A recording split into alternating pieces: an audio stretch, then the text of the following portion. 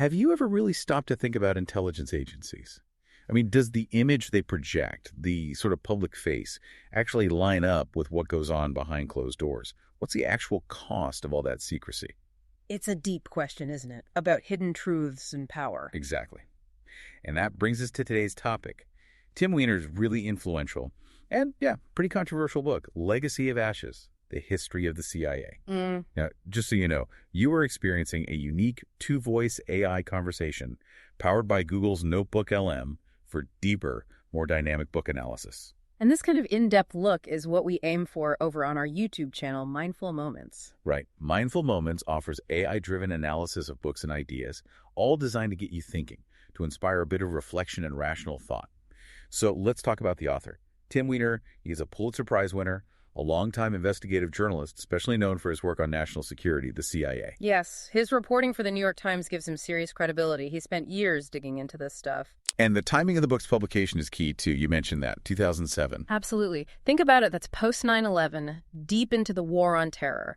Public skepticism about intelligence agencies was, well, pretty high. Right. That whole atmosphere, that demand for answers, it definitely shapes the book's critical edge, its call for accountability. You can feel it. So when Weiner sat down to write Legacy of Ashes, what was the mission? What was he really trying to tell people? Well, his core goal seems pretty clear. He wants to convince you, the reader, that the CIA's history isn't one of consistent triumph.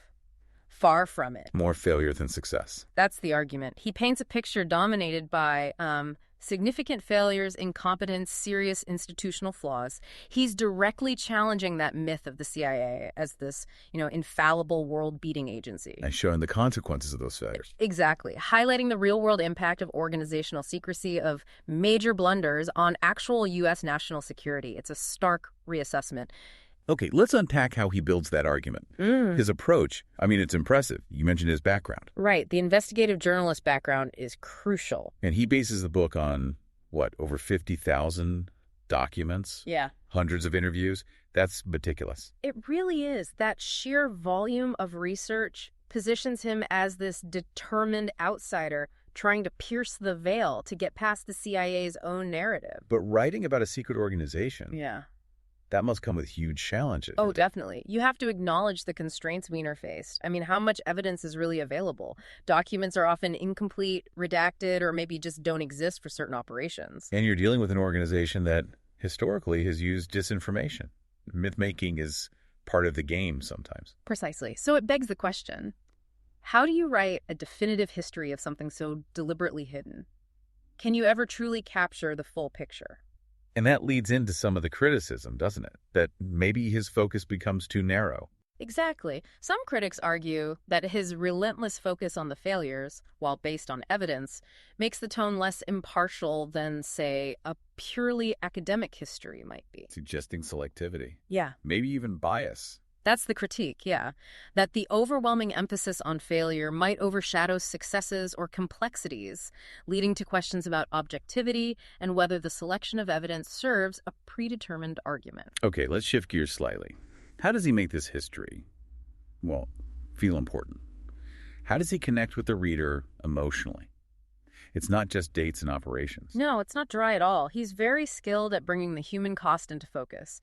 He details personal tragedies, agents dying, operations going disastrously wrong. Real people caught up in these failures. Yes, and national setbacks, too. Intelligence failures that had massive consequences leading to crises, even wars. He weaves in stories of betrayal, missed warnings, the sheer danger agents face. So you feel the stakes. Absolutely. There's this undercurrent of frustration, maybe anger, certainly disillusionment that runs through the narrative. He doesn't just state facts. He shows you the impact, like the repeated failed attempts on Castro. Right. Those are quite something. Yeah. Weiner details how they not only failed, but arguably backfired, strengthening Castro and embarrassing the U.S. He connects the big strategic blunder to the human effort and risk involved. So if that's the emotional pull, the pathos, how does he structure the argument logically, the logos? Logically, he uses chronology as his main framework. He moves through the CIA's history decade by decade, pointing out what he sees as a recurring pattern of failure. Connecting the dots between different eras. Exactly. Linking specific historical episodes like Iran in 53, Guatemala in 54, Bay of Pigs, Vietnam, right up through pre-9/11 intelligence gaps to argue for persistent systemic weaknesses within the agency itself. And he backs this up with Concrete examples, declassified reports he managed to get, even reconstructed dialogues from meetings based on interviews and records. He builds a case piece by piece. But this is where the criticism about polemic comes in again, right? It can, yes. Some reviewers felt that the logical structure, while clear, sometimes feels like it's marshaling evidence primarily to support the negative thesis. That the argument becomes so forceful, it risks overshadowing nuance or counter-arguments. A powerful argument, but maybe not the whole story. That's the debate it sparks. Where does persuasive historical argument end and polemic begin? It's a fascinating question the book raises. So diving deeper into how he writes, what specific tools does Weiner use? What makes the writing itself so impactful? Well, his style is very direct, clear journalistic prose. He generally favors shorter, punchier sentences, very little jargon. Making it accessible. Very accessible, but still forceful, and repetition is key. That central theme of failure, the title phrase legacy of ashes itself, they echo throughout the book, constantly reinforcing his main point. A refrain. Exactly. He also uses juxtaposition really effectively. He'll contrast the CIA's internal PR or self-image with the often messy, sometimes brutal reality of failed operations he's uncovered. Setting up a stark contrast. Yes, and anecdotes. He uses specific, often pointed stories about individuals or particular meetings to make his criticisms concrete and immediate. It helps humanize the history and makes the critique bite. So it feels like he's not just telling us what happened, he's pulling us into how it felt, why it mattered, on both a personal and national level. That's a good way to put it. He makes the history feel present and consequential. Okay, stepping back then. Overall impact. Did the book achieve its goal? What's the lasting impression Legacy of Ashes leaves?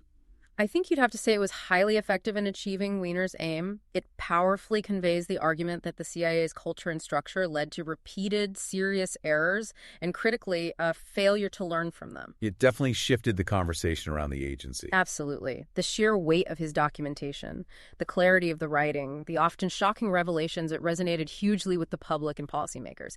It forced a reckoning to some extent. But the criticisms about balance remain. Yes, those are important to remember. The main critique holds that by focusing so intensely on failure, it might underrepresent successes or the incredibly difficult context, like Cold War pressures the agency operated under. So read it, but read it critically. Precisely. Understand the power of his argument and evidence, but also consider what perspectives or factors might be less emphasized.